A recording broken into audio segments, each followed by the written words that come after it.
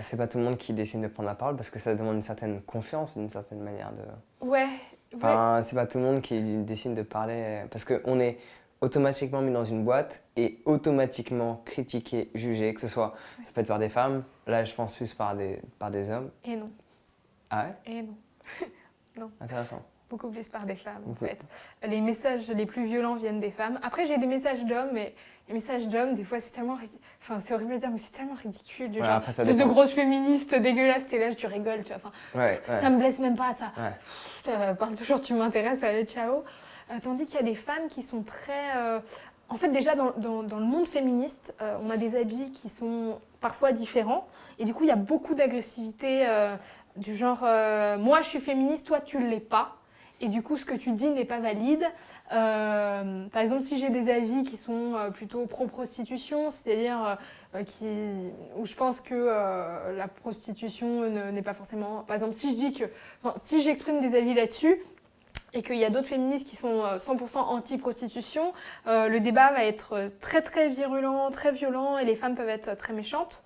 Donc j'ai l'impression que parfois, il n'y a pas tellement d'écoute. Parfois, entre femmes, l'écoute est plus difficile. Après, je pense que c'est une histoire d'ego, quoi. Parce que là, Ouais, on parle de c'est réaction, et quand on parle de réaction, on parle d'ego. C'est Complètement. mon idée, elle est mieux que la tienne, ok? Ouais, c'est ça. Et ça, c'est l'ego, quoi. Exactement. Et puis des femmes aussi, En fait, ce qui est compliqué aussi, c'est qu'il y a beaucoup de femmes qui n'ont pas envie de se réveiller. C'est-à-dire que ce que j'essaye de faire, en gros, c'est que moi, je pense qu'en tant que femme, on a tous une sorte de laisse. Et cette laisse-là, mon but, c'est déjà qu'on prenne conscience de la laisse. Et après, je donne un ciseau et tu la coupes ou tu la coupes pas. Tu fais ce que tu veux de cette laisse.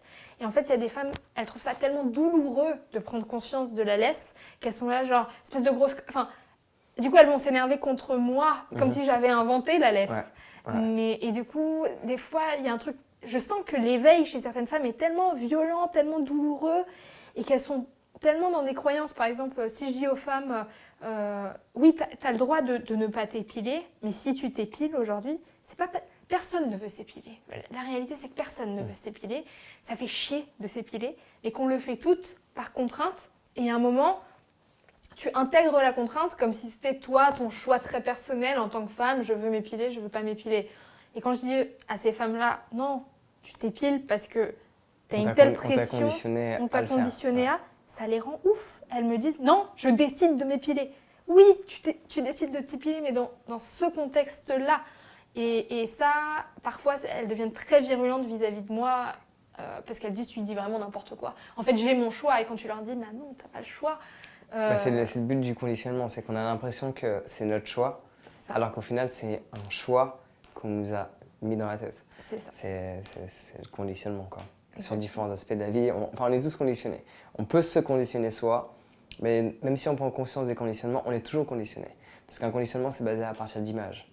Et on vit dans un environnement où il y a toujours des images partout. Toujours. Et donc ces images nous conditionnent. Qu'on le veuille ou non, si tu as les yeux ouverts, tu vas être conditionné. C'est obligatoire. Tu peux résister, mais Mais à un moment donné, ça dépend des variations et de la relation que tu as avec ton mental. Mais le conditionnement, dans tous les cas, il se fait à partir du moment où il y a une image. Et puis tu peux être consciente de ton conditionnement et ne pas arriver à t'en débarrasser. Ouais. Moi, je sais que je suis très consciente de mon conditionnement vis-à-vis de mes notions de ce qui est beau ou pas beau sur un corps féminin, les poils, etc. Je tiens 2 semaines avec des poils sur les jambes et puis j'ai tellement honte que je vais les épiler. Et pourtant, je sais que j'y arrive pas. Mais après aussi, là, je pense, parce que bon, il y a le contexte social à prendre en compte. Bon, il y a celui de la société qui nous a conditionnés à, du coup, pour les femmes, à s'enlever tous les poils. Mais il y a après ce qu'on ressent, enfin, je pense en tant que femme, ce qu'on ressent, forcément, est influencé par la perception que d'autres personnes risquent d'avoir de nous.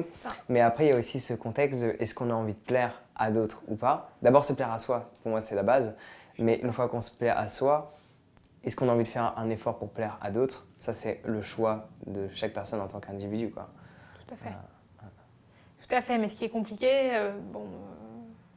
par exemple avec le sujet des poils, c'est que tu sais que tu vas faire face à un rejet, d'une certaine façon, des hommes, parce qu'ils sont conditionnés de la même façon que nous, à voir que des femmes épilées.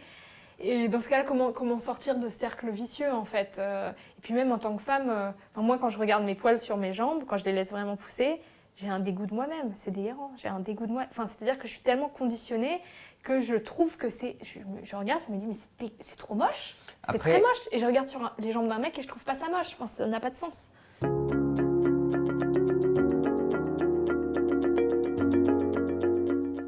Alors j'espère sincèrement que tu as apprécié ce court extrait de l'interview que je t'ai partagé avec Dora. Si tu as envie de te libérer du conditionnement, il n'y a rien de plus efficace que d'apprendre à méditer. Parce que méditer va te permettre d'observer toutes ces pensées, tous ces schémas de pensée que l'on t'a installés, sans pour autant te le demander.